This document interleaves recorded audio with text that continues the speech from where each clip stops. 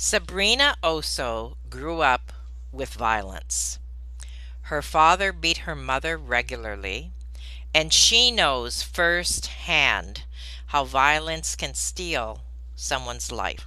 However, she has used that experience to create a one woman show and her company, Osso Safe, providing products and services to diminish and prevent violence, not only in the home, but the workplace and schools. Have you ever felt like giving up, quitting, throwing in the towel? Welcome to Never Ever Give Up Hope featuring Carol Graham. She's an author, health coach, and motivational speaker. Backed into a corner multiple times in her life, Carol shares with you stories on how she overcame some of the toughest obstacles a person can go through in life, but refused to give up hope. Rather than admit defeat, an opportunity was presented, and it involves each and every one of you. Carol will feature spectacular guests who will share their messages of hope, encouragement, and their inspiration to prove why life's adversities only make you stronger. And now, welcoming the host of the show, here's Carol Graham. Sabrina Osso is the founder and CEO of Osso Safe.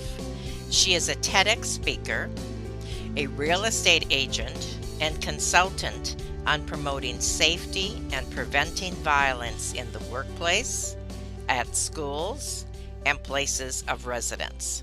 A quote on her website, which I really appreciated and basically tells the story, is this: I was in a constant state of fear, panic, worry, depression, desperation, hopelessness, helplessness, negativity, chaos, dysfunction, and abuse and violence. This is absolutely no way to live. I was only trying to survive. Welcome, Sabrina. Hello, Carol. What a pleasure to be here with you. Thank you for having me. And I'm really looking forward, as I do with all my guests, to hearing what you are going to share, especially on this subject, which I think is something that sometimes people don't like to talk about, and yet it is very real. And I know that this is part of what you're going to address in this interview. Now, at what point did you see this, what you're doing now, as your life's mission? I would have to say that, my Osso Safe was born out of a one-woman show that I wrote, choreographed, and performed.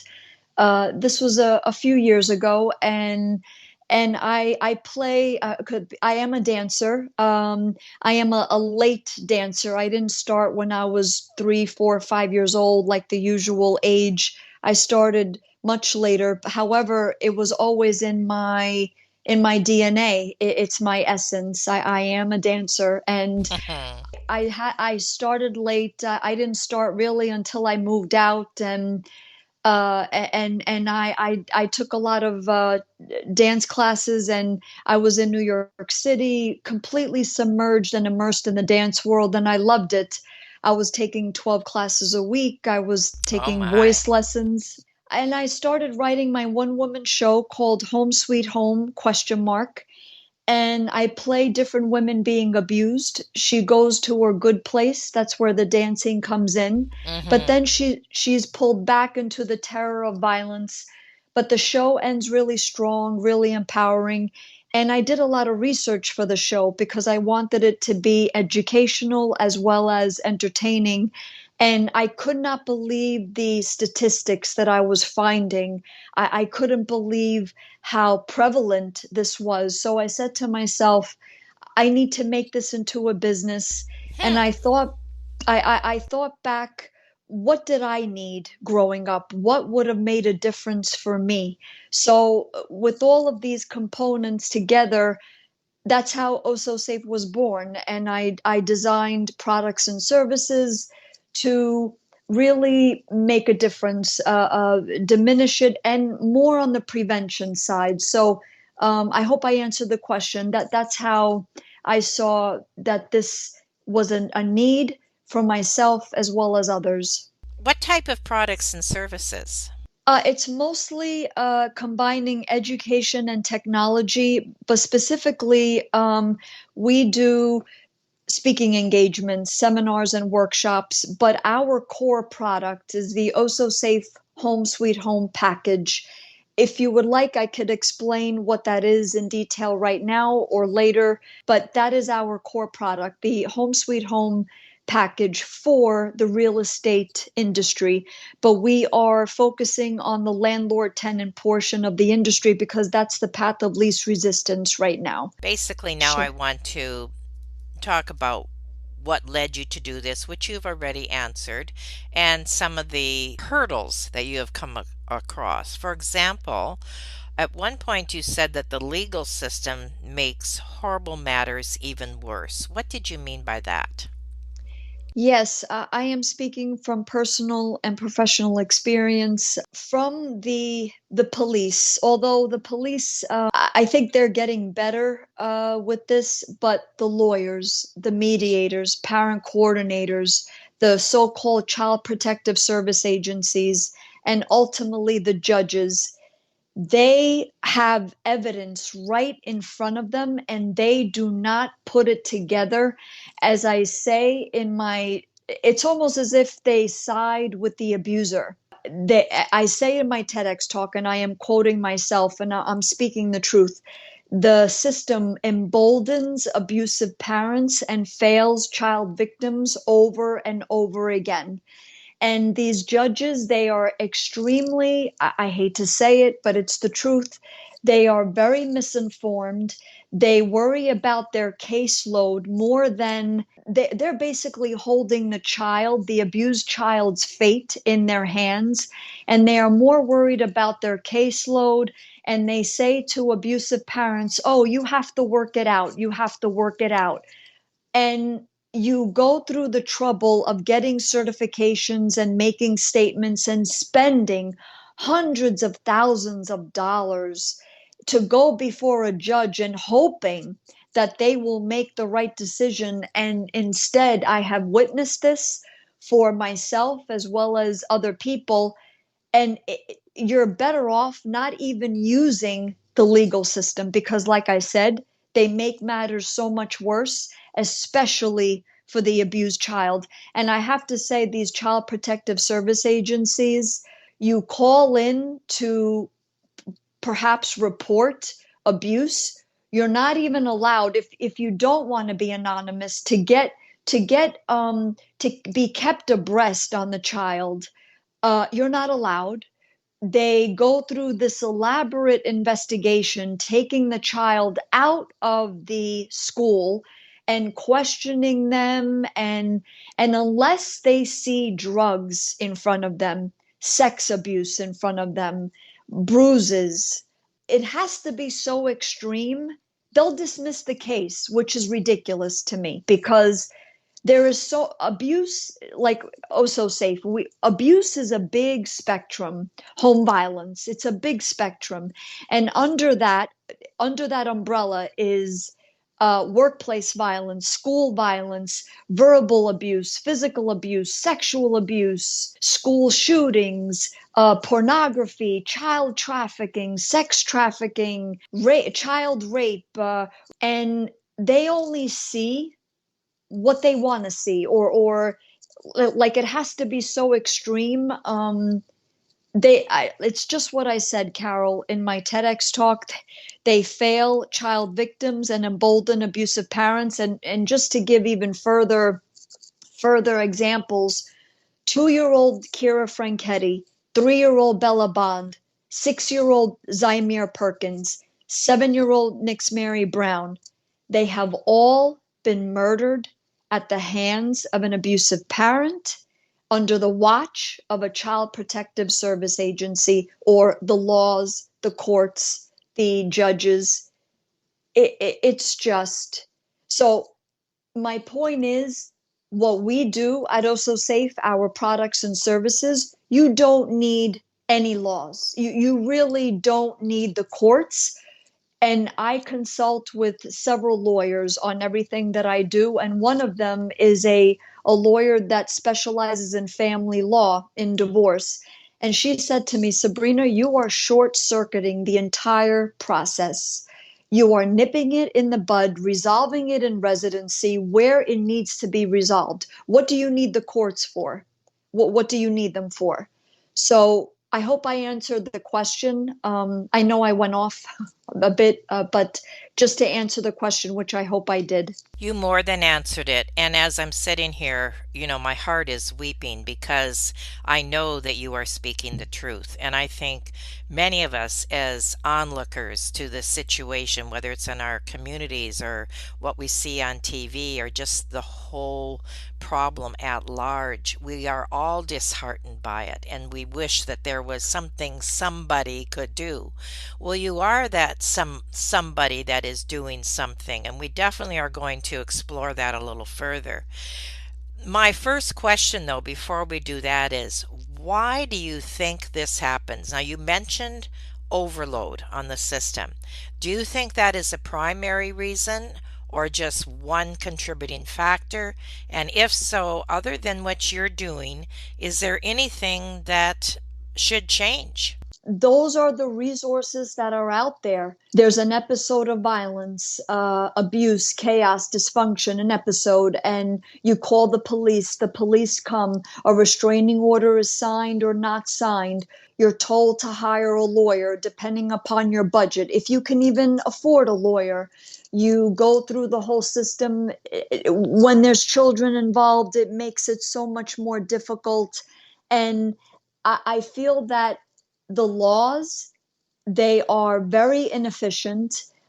They complicate things that are not complicated, and they make the child suffer even more. Like I said, the judges, they are more concerned about their caseload, or they say file another motion. Meanwhile, the first motion cost hundreds of thousands of dollars. They make matters worse. In a word, Carol, or several words, it's incompetence, it is being unqualified, and ignorance. Really, it's just ignorance. And I have to say the judges, because the everything stops with them. They're the judges, right? So you count on them to make informed, the best decision for the child and for the abused child. And it's just, I mean, I know the statistics, and if the laws were doing what they were supposed to be doing, those statistics would be very much decreased, very much not as magnified as they are. And I could go over a bunch of statistics in this interview, because I feel like some people may know the magnitude of the problem, but I would think that probably a lot of people really don't. And especially in sex abuse, I mean, giving custody to the father, or the mother for that matter, whoever is sexually abusing, well, parental rights, parental rights. And we say at Osso Safe over and over again, because we're trying to really change the way people think, just because you are a parent, it doesn't give you the right to abuse your child. I'm going to say that again. Just because you are a parent, it doesn't give you the right to abuse your child. And we will see to it that that is adhered to in residency. In residency. So that's the why. It's a combination of the laws, ignorance, the people that are, and please don't misunderstand me. There are good lawyers out there. Hmm. There are um, good lawyers, good professionals that deal with this on a regular basis. I'm not saying it's everyone. However, then why are the statistics what they are? What are Why those? are What are some of those statistics? one out of three women will be beaten or raped in her lifetime. 1 out of 3 young people will be in an abusive relationship. Approximately 15 million children witness violence in their own homes each and every year. That's just in the United States. Those are just the ones that are documented. Every day, 4 women are killed by their abusive partners, and most of them are killed after they leave their abusers. So, Mm. them leaving is not the answer. 1 out of 7 men is abused. Approximately 324,000 pregnant women go into the emergency room not for pregnant related issues, but for abuse related injuries. 80% of all runaways come from violent homes. 85% of all spouse murderers are male. Pornography is a big driver of violence, huge, enormous. 88.2% of pornography is aggression towards women. I could go on and on, but those are just the ones off the top of my head. So, like I said, if the laws and the professionals that enforce these laws, which it's the law that's wrong, giving custody to an abusive father, one that sexually abuses their kid, and just because, well, that's the father or that's the mother has rights, even though she's been beating the crap out of the child or putting the child down. And I have to say, ADHD, these schools and the principals, the teachers, where they push, oh, your child has ADHD. We have to, along with the Mm-hmm. parents, we have to have them on some sort of medication. I have to say, Carol, and I'm speaking from education, I sat in a course at Rutgers University. They are one of the leading universities in this space regarding educating people, professionals about domestic violence. We prefer to say home violence, and I could explain why in this interview, why we prefer to say home violence versus domestic violence. The instructor said that ADHD is really in children. The problem is at home. The problem is that the child is being abused at home, and they have ADHD, quote unquote, because they're going through violence, abuse, chaos, dysfunction at home. So I'm being sarcastic, but if you want to drug anybody, drug the abusive parents. I Mm-hmm. mean, that child would be better off. I know I'm being sarcastic, but there's truth. That child would be better off. Their grades would skyrocket. They would be at peace. They could fend for themselves. You want to drug anyone, drug those abusive parents. And I know I'm being a bit harsh, but the children suffer the most. And I was one of those kids. My father beating my mother and my mother beating me, the toll that it takes on your life, for your entire life. And if you don't get therapy, it's just you run the risk of repeating the same mistakes in your relationships, in your friendships, in the workplace, with your own children. And for what? For what? I applaud the parents that are, I'm calling them Osso Safe parents, that do what they're supposed to do, where instead of violence, abuse, chaos, dysfunction, actually they practice safety. They practice empowerment, encouragement, positivity, respect. Respect. In abusive Right. households, that is one of the main ingredients that is absent, is respect. I know I went off on a tangent, but just to, I hope Not I at all. explain, I hope I explain the Yes. why. Sitting here listening to you, it's heartbreaking. And I can't imagine being in the position that you are in, first of all, as a victim of abuse, and then working within the system and all the setbacks and all the hurdles that you have to overcome and trying to change something that it's like you're probably feeling like you're pushing against a brick wall at times. And my heart goes out to, well, I applaud you, first of all. And I know so many people as you are talking, I'm thinking of different scenarios that I've witnessed in my own life, not my personal life, but I mean just in general of people that I've seen abused, etc. And we all wring our hands and wish that there was something we could do. And I do want to address that in the second half of this interview. However, before we do that, I do have one question, and that is to tell us why you would prefer home versus domestic violence. Yes, domestic violence has such a stigma that it is a woman's problem, and clearly it is not.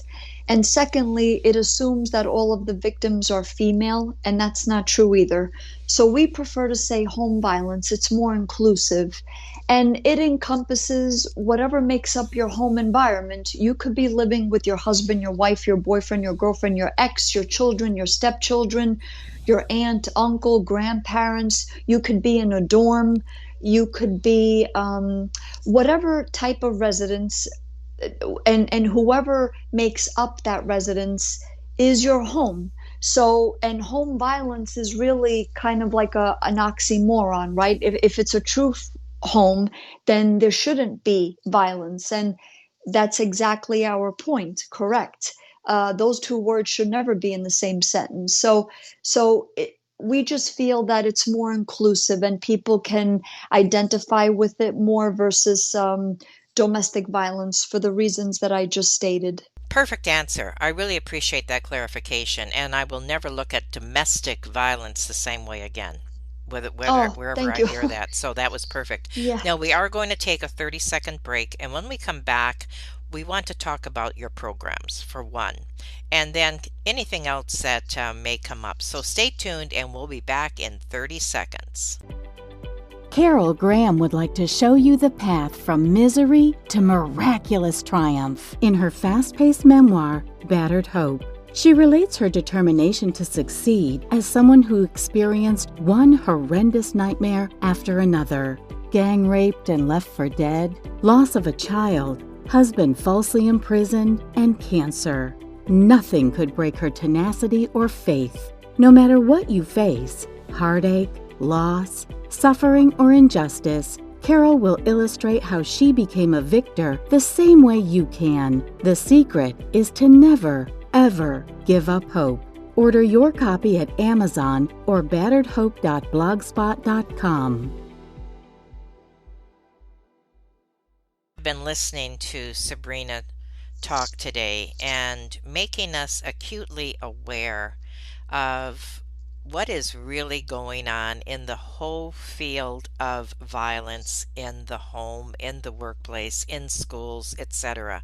As I said to her during the break, it is something we are all aware of. But Sabrina has a way, a knack of putting it into a perspective that we, first of all, can see more clear, and secondly, putting it into the proper light. And what we're going to do now, because she's definitely shared the problem, and even though we are aware of it, she's expounded on it to bring us more awareness, and for that I really thank her. Let's go into how your program helps prevent this violence in the home. This is something also that all of us can take and do. So please share that. Safety must become a required standard condition of residency. I'm going to say that again. Safety needs to become a required standard condition of residency. What we mean by that is we created a product, it's our core product, called the Osso Safe Home Sweet Home package, as I mentioned earlier. We are marketing this to the real estate industry, but specifically the landlord-tenant portion of the industry, because that's the path of least resistance right now. But mind you, our vision for Osso Safe is to have this propagate over all residency, whether you rent, whether you own, whether you have a mortgage or not on your property. The Osso Safe Home Sweet Home package, it consists of 4 components: a policy, a seminar, an app, and therapists assigned to the property. The policy is the Osso Safe Home Sweet Home policy, and it basically states, I, as a landlord, I promise to provide you a safe space for you to live. You, in turn, as my tenant, you promise to not act in any way, shape, or form abusively. Otherwise, you, the abuser only, gets immediately evicted from the premises. Mhm. And And we go into full knowledge knowing that that would be the consequences. So, and then the rest of the family unit, whoever that is, whether you have one child or multiple children, or whether it's just you, we go in with extra therapists to kind of de-victimize the rest of the family unit. And you get to stay there, provided that you could still pay the rent or the mortgage, but the abuser is out. So, and everybody signs this policy. So it's on paper, and this is all copywritten. Everything that I have is copywritten, trademarked, what have you. So that's the policy portion. The seminar is everybody gets educated, both new and existing tenants, whether you're in the middle of the lease or you just started a lease. And we go over facts, statistics, warning signs, definitions of abuse, the difference between abuse and discipline, just to name a few items. So there's no excuse now. Oh, I didn't know that if I pulled my partner's hair, that constitutes abuse. Oh, I didn't know if I call my daughter or Really? my son a brat, a monster, you're ungrateful, you're a baby, you're a drama queen, that constitutes verbal Mm, abuse. Now you know there's no excuses. And we do this as a practice. We make it interactive. We educate the children as well as the adults in this seminar.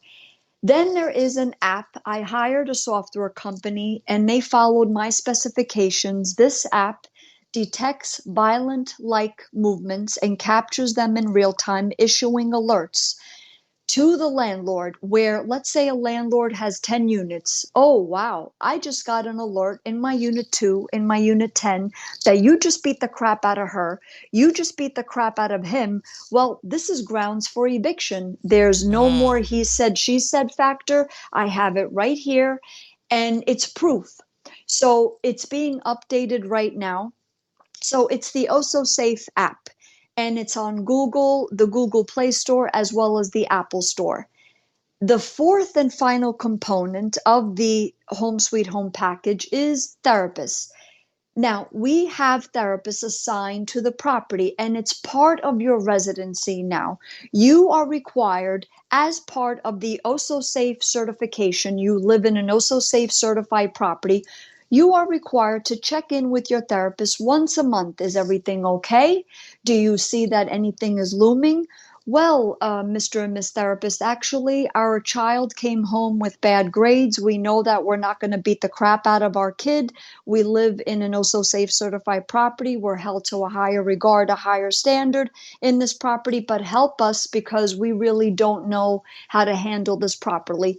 No problem. We're going to get extra therapy. We're going to ask the child, are you being bullied? What's the problem? Da da da da da. So this is all preventative. It's not waiting for an episode of violence to occur and then doing something. The police come, and quite frankly, when the police show up, it's almost too late, because at that point you're the whole building, bad news travels fast. Oh, did you hear what happened in 22A? Well, he beat the crap out of her. I always thought that something was up. I'm going to be uncomfortable in the elevator now. Nope, nope. We avoid all of that. And we're not saying that violence is not going to happen. There are 3 levels of certification. I just explained the first level. There's more details, but for the sake of this interview, I wanted to simplify it. And in the first level, the other thing that we do, once we do all the education, everybody signs the policy, we have therapists assigned to the building, the app is installed, we put our logo outside of the property, so that way on vehicle traffic as well as pedestrian traffic, people will recognize the logo and say, wow, I know what that logo means. That means that that property is also safe certified. They really are looking out for me, for my safety, my well-being. If I'm dating somebody and things may on a date, things turn for the worst. Wow, I would rather live in an Osso Safe certified property versus one that isn't, because they have systems in place, mechanisms in place to actually keep the tenants safe, the residents safe beyond heat, hot water, electricity, central air, what have you. So this is what we are marketing into the real estate industry, and we're making safety a required standard condition of residency. It's worth repeating. You don't get to act like a beast, like a barbarian, like a savage in your place of residence without consequences. So this is our core product. And we are, just to also further explain, we are shopping this, we are talking to insurance companies to say, look, get a rider put into your policies where property owners get covered for losses due to home violence. So that way, insurance rates will go down and their property values will go up. Because let's face it, Carol, money talks. Everything else, nothing else will talk other than money. And that's fine. That's okay. Landlords, property owners should be rewarded for getting their properties also safe certified. They're taking the extra steps to keep their tenants, their residents safe. So this is what we're doing. Now, is And this just in within your community or like your state, or how extensive is this? we're looking to do this in the tri-state area, national and global, but I live on the East Coast, so we're shopping this around to the tri-state area, and I'm also a real estate agent, so I am working to propose this to the New Jersey Association of Realtors as well as the National Association of Realtors. And how long has this been in place? Well, I have been working on this for about a year, but I've been perfecting it. And in fact, I just got the policy. I did a bunch of updates to the policy, but I've been shopping this around for a few months. But as far as creating it and getting it copywritten and trademarked, and it's been about a year. Well, that's good news because that shows me that already you've made huge inroads in a very short period of time. And the good news is this could really take off, which I know is your desire. And I can certainly see it happening. It makes so much sense. It's been researched and it's very clear. This is exciting Oh, on thank you, so Carol. many levels. So, wow. What can we do as an audience, if anything, to help promote this? Well, the fact that you're allowing me to be on your podcast is huge because I know the range of your audience. So this is by far, I've been doing so many podcast interviews. I've done over 60. I think I'm approaching 70. And so on every Wonderful. podcast, I've been advertising this, but on my website, I have on there real estate clients, and people can click, and it's all explained on there what the Osso Safe Home Sweet Home package is, Okay. the certification, what it entails. Landlords and property owners can reach out to us and say, look, we want to book you, what's involved, and we go through the process. Okay. And I am on all the major social media platforms, and that would be the best way to get Okay. to us. Well, all of those will be in your show notes, all of those social media outlets and your website and everything. So that'll all be there, and people can certainly look there to go whatever direction they would like to. And who should we talk to within our own states, getting this implemented into their community? I would say landlords, property managers. I would start there. Any realtors, because Okay. I am a realtor, and we are instrumental in, because we come in contact of buyers and sellers and landlords and tenants. And you, what I am proud of is that with Oso Safe is that you never know when an episode of violence can occur. You Right. could be dating someone. So this is all preventative. Mm-hmm. So, and Mm-hmm. even if you're not going through violence, what we go over in our seminars, it's extremely valuable. What constitutes a good relationship when your kids are of dating age, to really educate them. Oh wow, this is a warning sign. I learned this in the Oso Safe Home Sweet Home seminar where I live. I know I'm not going to get involved with this person because this is a potential abuser. I mean, Wow. and these are all valuable things to learn. And what are the warning signs? So putting it all together, this is all on the preventative side. So, and we're proud of that. Versus waiting for an episode of violence to occur. So I would say in your communities, right where you live, and even if you're just renting, owning, mortgage or not, like I said, we want this to propagate over all residencies. So reach out to your schools, universities, the PTA, to get us into your PTA, into the schools, and your workplaces, because we have seminars and workshops for both the schools and university market as well as the workplaces, because those are the three markets that we concentrate on, because that's where we spend most of our time: our homes, workplaces, and our schools. Well, you're like a hurricane. Have you ever been called that before? No, as you know, I can feel it. No, I can feel a actually. crescendo, as you're talking. And I mean, you're building excitement in me, and I trust you're doing that in the audience too, because I don't care who you are and where you live, this is an issue. And you are someone who has come along and willing to put it into action. Oh, we're ready. We're ready at I Osso think that's Safe. absolutely marvelous. And I think maybe it would be a good idea to have you come back in 6 months or a year and see where this has expanded. You might even have more programs at that time. Who knows? Like I said, you're a hurricane. You're just Thank you. sincerely appreciate what you shared today. And we're definitely getting this message out there, and hopefully others will pick up on it. Now, anything you would like to say in conclusion about anything that we've talked about today? Yes, we are very positive at Osso Safe. I want your audience to know that if you are going through a situation, or if you're about to just get out there and date, and please know the warning signs. You could go on my website, and you have to say to yourself, I deserve to be in a good relationship. I deserve to be in a good relationship, over and over again. As I said, safety has to become a required standard condition of residency, and we're doing that with our products and services.